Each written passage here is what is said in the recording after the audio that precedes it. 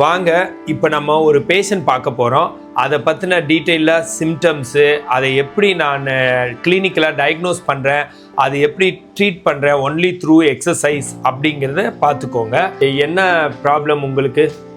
கழுத்து வலிக்குதுங்க, நடுமுது வரைக்கும். இந்த தோள்பட்டை ரெண்டும் வலியாக இருக்குது. அப்புறம் ஒரு நேரத்துக்கு கழுத்து சுளுக்குன மாதிரி பிடிச்சிக்குது. சரிங்க, இப்போ சில சிம்டம்ஸ் நான் அவங்ககிட்ட கேட்க போகிறேன். அந்த சிம்டமில் எத்தனை சிம்டம் அவங்களுக்கு இருக்குது அப்படிங்கிறத நம்ம பார்க்கலாங்க.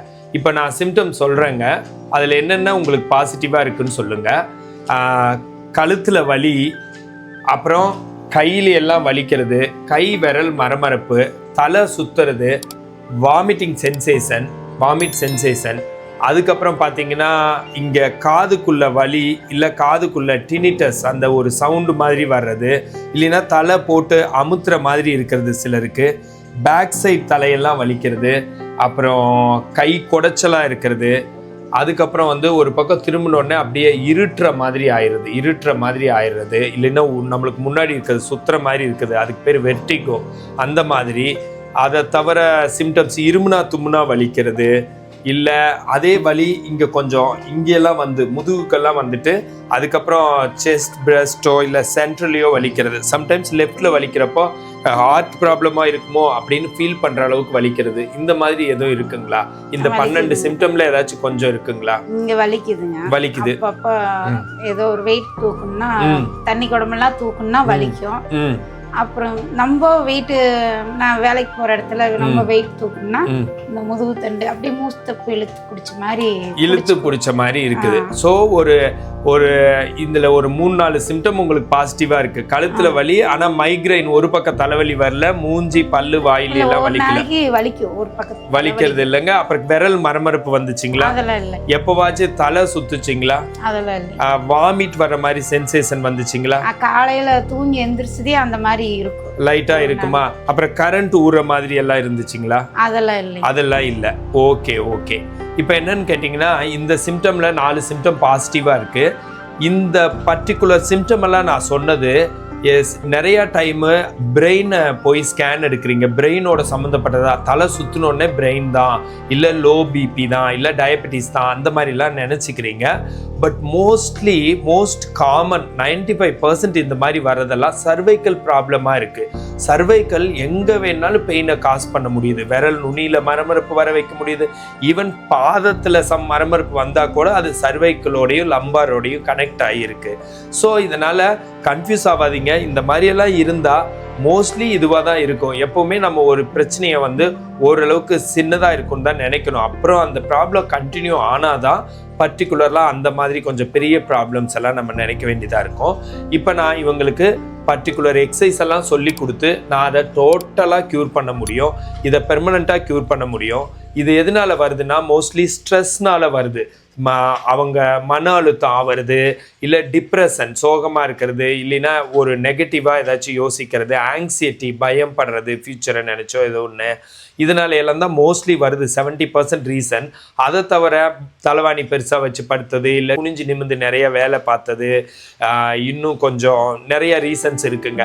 போஸ்டர் தப்பாக வச்சது, இதை தவிர உணவு முறையும் ஒரு ரீசனாக இருக்குது. பழங்கள், காய்கறிகள் இதெல்லாம் அதிகமாக எடுத்துக்கணும். அப்புறம் எக்ஸசைஸ் இல்லாதது, எல்லாமே ஃபார்வர்ட் பெண்டிங் ஒர்க்கு. இங்கே இருக்கிற ஸ்டெர்னோக்ளைடோமாஸ்டைட், ட்ரப்பீசியஸ் இதெல்லாம் ஸ்ட்ரென்த்தனாக இருக்கணும். இப்போ மூட்டை தூக்குறவங்களுக்கு அந்த அளவுக்கு வர்றதில்லை. ஏன்னா அவங்க மூட்டை தூக்கி இதெல்லாம் ஸ்ட்ரென்த்தாக இருக்குது. அவங்களுக்கு ஸ்ட்ரென்த்தாக இருக்கிறப்ப என்ன ஆகுதுன்னா அவங்களுக்கு பாதிக்கிறது இல்லை. இப்போ நான் அதைத்தான் ஃபாலோ பண்ண போகிறேன். இவங்களோட சர்வைக்கல் மசில்ஸு, இந்த sternocleidomastoid, trapezius and upper limb muscles எல்லாத்தையுமே ஸ்ட்ரென்த் பண்ணுற எக்ஸசைஸ் சொல்லி கொடுத்து, டூஸ் அண்ட் டோன்ட்ஸ், என்ன செய்யணும் செய்யக்கூடாது, அண்ட் வாழ்க்கை முறை, இது வாழ்க்கை முறையினால வர நோய், அதனால வாழ்க்கை முறையை எப்படி மாற்றி அமைக்கலான்னு நான் சொல்லி கொடுத்து இதை நான் டோட்டலாக க்யூர் பண்ண போகிறேன். இது ஒரு வாரம் தான் நான் செஷன் எடுப்பேன். டெய்லி 1 மணி நேரம் எக்ஸசைஸ் சொல்லி கொடுப்பேன். ஆனால் அந்த எக்ஸசைஸ் அவங்க 1 மாதமோ 3 மாதமோ 6 மாதமோ பண்ணி பெர்மனண்ட்டாக க்யூர் பண்ணிக்குவாங்க. இந்த 1 வாரத்திலேயே டோட்டலாக வலி போயிடும். ஆனால் வேலையெல்லாம் பார்த்து செய்ய வேண்டியதாக இருக்கும். 1 மாதம் செஞ்சாங்கன்னா ஓரளவுக்கு நல்லாவே வேலை செய்யலாம். 3 மாதம் 6 மாதம் செஞ்சு ஸ்ட்ரென்த் பண்ணிட்டாங்கன்னா மூட்டை தூக்குனா கூட அவங்களுக்கு வலிக்காது, நல்லா ஸ்ட்ரென்த் ஆகிடும். ஸோ அதை பற்றி தான் நான் இப்போ சொல்ல போகிறேன். ஃபஸ்ட்டு எக்ஸசைஸுங்க, இந்த மாதிரி வச்சுக்கிட்டு 1 2 3 அது மாதிரி 7 தடவை சுற்றணுங்க. 7 தடவை சுற்றணும். ஃபர்ஸ்ட் எக்ஸசைஸ் இந்த மாதிரி 3 4 5 ஆமாம் 6 7 நல்லா ஃபுல் ரவுண்டு. அடுத்த எக்ஸசைஸ் இந்த மாதிரின்னு வச்சுக்கோங்களேன். இந்த மாதிரி பேக்கில் அதே மாதிரி பேக் ஃபார்வேர்ட் அண்ட் பேக்வேர்டில் சுற்ற ஆரம்பிச்சு. எஸ், இந்த மாதிரி தலையை மட்டும் நேராக வச்சுக்கோங்க. ஓகேங்களா? இந்த மாதிரி இது செய்கிறப்பெல்லாம் முன்னாடி கண்ணாடி வச்சுக்கலாம். உங்களோட தலை வந்து நேராக இருக்கிற மாதிரி பார்த்துக்கலாம். சரிங்களா? அதே மாதிரி தலையை ஆட்டி ஆட்டி பேசக்கூடாது. தலை நேராக வைக்கணும், ஆனால் ஸ்டிஃபாக இருக்கக்கூடாது, ரிலாக்ஸாக இருக்கணும். முன்னாடி கண்ணாடி வச்சுட்டு இந்த மாதிரி எக்ஸசைஸ் எல்லாம் பண்ணலாம். இதில் நல்லா ஸ்ட்ரென்த் ஆகும். இதை தவிர இதில் நிறைய எக்ஸசைஸ் இருக்குது. நான் உங்களுக்கு டெய்லி 1 மணி நேரம் 7 நாளைக்கு 7 மணி நேரம் எக்ஸசைஸ் சொல்லித்தர போகிறேன். கடைசியாக டேக் ஹோம் எக்ஸசைஸே 1 ஹவர். டேக் ஹோம் எக்ஸசைஸ்னால் 1 ஹவர் எக்ஸசைஸ் அவங்க வீட்டில் செஞ்சு அது அந்த எக்ஸசைஸ் எல்லாம் மனப்பாடம் ஆயிரும் இந்த 7 நாள் டெய்லி 1 ஹவரில். இப்போ டூஸ் அண்ட் டோன்ட்ஸ் பற்றி சொல்கிறாங்க. டூஸ் அண்ட் டோன்ட்ஸ்னால் என்ன செய்யணும் செய்யக்கூடாதுன்னு நான் அங்கே பார்த்து சொல்கிறேன், கேட்டுக்கோங்க. டூஸ் அண்ட் டோன்ட்ஸில் என்னன்னு கேட்டால், மல்லாந்து படுத்தா சின்ன தலைவாணி வைக்கணும், சைடில் படுத்தா பெரிய தலைவாணி வைக்கணுங்க. ஏன்னா கழுத்து இப்படியோ வளையக்கூடாது. இதுதான் கான்செப்ட். அதை தவிர என்ன பண்ணுறீங்கன்னா, வேக வேகமாக வேலை செய்கிறத குறைச்சிக்கணும். வேக வேகமாக வேலை செய்கிறப்போ ஒரு ஸ்ட்ரெஸ் அண்ட் ஸ்ட்ரெயின் ஆகுது. ஸ்லோவாக வேலை செய்யுங்க. ஒரு நாளைக்கு நிறையா டார்கெட் வச்சுக்காதீங்க. 7 டார்கெட் வச்சுருக்கிறவங்க 4 டார்கெட்டாக குறைங்க. அதனால் உங்களோட ப்ரொடக்ஷன்லாம் குறையாது. அது வந்து அதிகம்தான் ஆகும். ஏன்னா உடல்நிலை பீயிங் அண்ட் பிகமிங், உடம்பை பார்த்துக்கிட்டு தான் பிகமிங். நம்மளோட முன்னேற்றம், தொழில், இல்லை வீட்டு வேலை எல்லாமே உடம்பை பாதுகாக்காமல் செய்யக்கூடாது. 50% உடம்புக்கு கொடுங்க, 50% வந்து உங்களோட முன்னேற்றத்துக்கு கொடுங்க. அப்போ ரொம்ப நல்லா இருப்பீங்க. இல்லைன்னா ஏதாச்சும் ப்ராப்ளம் வந்து எல்லாம் தடைப்பட்டு போயிடும். அதை தவிர என்ன பண்ணுறீங்கன்னா, கொஞ்சம் 2 வீலர் ரைடெலாம் கொஞ்சம் பார்த்துக்கோங்க, அதிக கிலோமீட்டர்ஸ் இல்லாமல். அது தவிர இவங்களுக்கு டூஸ் அண்ட் டோன்ட்ஸ்னால் மெயினாக ஸ்ட்ரெஸ் தான். மனசு மகிழ்ச்சியாக இருக்கணும். எப்படி கஷ்டப்பட்டு கட்டினா தான் வீடு வருது, உழைச்சி சம்பாரித்து ஒரு குழந்தைய படிக்க வச்சா தான் படிப்பு வருது, நம்ம ரொம்ப பணத்தை சேர்த்து வச்சு வாங்கினா தான் கார் வருது. இதே மாதிரியே நம்ம எய்ம் பண்ணணும் ஃபஸ்ட்டு. அதெல்லாம் எய்ம் பண்ணி தான் நடக்குது. மகிழ்ச்சியாக இருக்கணுங்கிற ஒரு எய்மை எடுத்து முன்னாடி வைங்க. மகிழ்ச்சிக்காக தான் எல்லாமே செய்கிறோம். அன்ஃபார்ச்சுனேட்லி அதை மறந்துடுறோம். மகிழ்ச்சியாக இருக்கணுங்கிற எய்மை வச்சு அதை நீங்கள் டெய்லி, மகிழ்ச்சி சும்மா வராது, அதுக்கும் பிளான் போடணும், அதுக்கு செலவு பண்ணணும், நம்ம உடம்பை பார்த்துக்கணும். இதெல்லாம் பண்ணி மகிழ்ச்சியாக இருக்கிறத பாருங்கள்.